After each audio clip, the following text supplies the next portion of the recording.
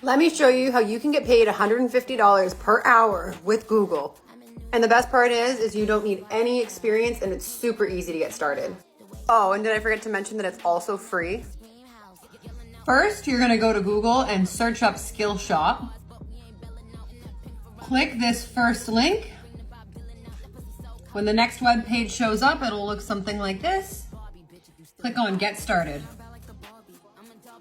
Here are all the online courses that you can take directly from Google that will make you certified.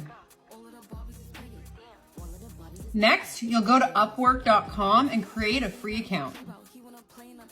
Once you have your Upwork account, you'll go on and list your certification and the skill set you have. As you can see here, people are charging anywhere between $200, $220, $125 for the skills that they learned on Google Ads. As you can see here, he already earned $400,000 using Upwork. Or take a look at this one. He charges $95 per hour and he has earned over $700,000. Make sure you follow and check out my profile for more.